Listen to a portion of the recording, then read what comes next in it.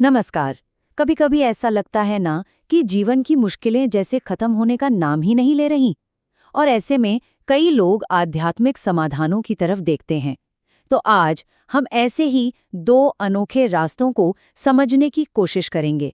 एक है सदियों पुरानी भक्ति का मार्ग और दूसरा है ऊर्जा पर आधारित एक आधुनिक उपाय। ये एक ऐसा सवाल है जो शायद हम सभी के मन में कभी न कभी जरूर आता है, क्योंकि आखिर में हम सब अपने जीवन में सुख, शांति और एक तरह की स्थिरता ही तो चाहते हैं, है ना? और इस खोज की वजह अक्सर जीवन की कुछ जानी पहचानी चुनौतियां होती हैं, जैसे घर में बेवजह के झगड़े होना, सिर पर कर्ज का बोझ बढ़ते जाना या फिर विवाह में बार बार रुकावटें आना। ये कुछ ऐसी ही परेशानियां हैं जिनके लिए हमारे स्रोत कुछ समाधान सुझाते हैं। तो चलिए फिर देखते हैं कि इन चुनौतियों से निपटने के लिए हमारे स्रोत कौन से दो बिल्कुल अलग अलग रास्ते सामने रखते हैं।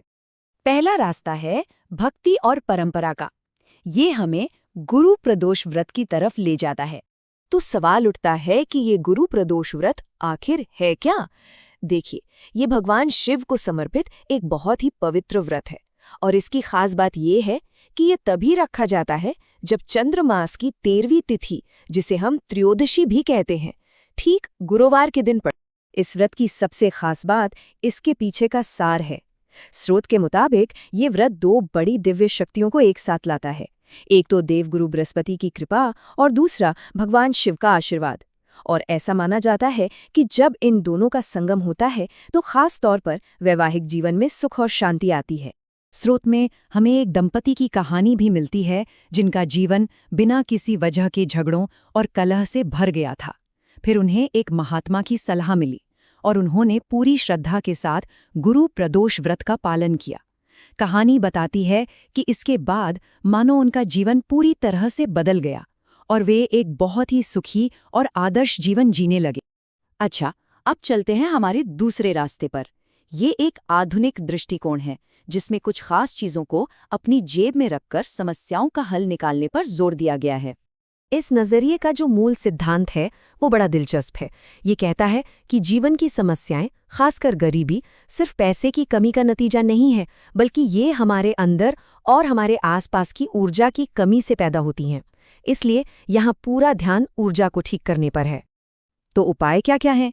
अगर शादी ब्याह या प्रेम में कोई रुकावट आ रही हो तो शुक्र ग्रह से जुड़ी सफेद कौड़ी रखने की सलाह है। वहीं अगर कोई कर्ज से परेशान है तो शनि और गुरु को बैलेंस करने के लिए तांबे का एक सिक्का और थोड़ी सी हल्दी रखने का सुझाव है। और हाँ, धन दौलत के लिए उसके लिए चांदी, पीली सरसों और केसर का एक मिश्रण रखने को कहा गया है। माना जाता है कि ये लक्ष्मी, कुबेर और चंद्रमा की ऊर्जा को अपनी ओर खींचता है।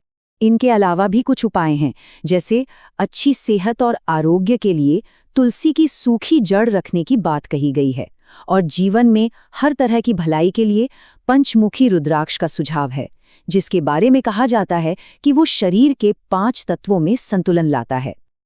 लेकिन एक मिनट, इन उपायों के साथ कुछ कड़े नियम भी जुड़े हैं, जैसे कि इन्हें हमेशा गुप्त रखना है, मन में पूरी श्रद्धा रखनी है और जब भी कोई नशा वगैरह करे तो इन्हें खुद से दूर रखना है।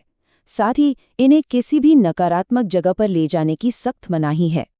अब जरा इन प्रथाओं के पीछे छिपी गहरी पौराणिक कथाओं को समझते हैं, क्योंकि वही तो इन्हें असली अर्थ और संदर्भ देती हैं। हमारे स्रोतों में दो बड़ी कथाएं मिलती हैं। एक तरफ है वृत्तासुर की कहानी, जो ये दिखाती है कि प्रदोष व्रत जैसी भक्ति में कितनी जबरदस्त शक्ति हो सकती है, इतनी कि देवताओं को भी चुनौती दी जा सके।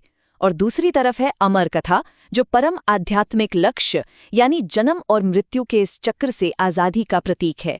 और इस अमर कथा का असर कितना गहरा था, इसका अंदाजा आप इसी बात से लगा सकते हैं। कथा को सुनने के बाद शुकदेव मुनि इस दुनिया की माया से बचने के लिए पूरे 12 साल तक अपनी माँ के गर्भ में ही रुके रहे। ये दिखाता है कि उस ज्ञान का प्रभाव कितना परिवर्तनकारी था।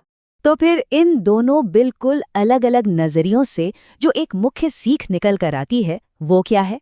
दोनों रास्तों को जो एक धागा आपस में जोड़ता है वो है सक्रिय आध्यात्मिक कर्म। मतलब चाहे वो भक्ति से भरा उपवास हो या फिर कुछ प्रतीकात्मक चीजों को अपने पास रखना, दोनों ही बातें हाथ पर हाथ धरकर बैठने के बजाय कुछ करने पर जोर देती हैं। अगर देखें तो भक्ति का मार्ग अनुष्ठान, प्रार्थना और एक बड़ी शक्ति के आगे समर्पण पर केंद्रित है। वहीं उपाय का मार्ग प्रतीकात्मक चीजों के जरिए खास ऊर्जाओं को एक दिशा देने की बात करता है। तरीके भले ही अलग हों, लेकिन सिद्धांत एक ही है, सक्रिय प्रयास। तो सबसे अहम बात यही है कि दोनों स्रोतों के दिल में ये विश्वास है कि जब एक साफ नियत को सही कर्म के साथ जोड़ा जाता है तो कोई भी अपनी परिस्थितियों को बदल सकता है। और ये पूरा विश्लेषण हमें एक आखिरी सवाल पर लाकर छोड़ देता है। किसी की अपनी आध्यात्मिक यात्रा में आस्था और कर्म के बीच वो सही संतुलन आखिर है क्या? ये एक बहुत ही गहरा सवाल है जिस पर सोचा जा सकता है।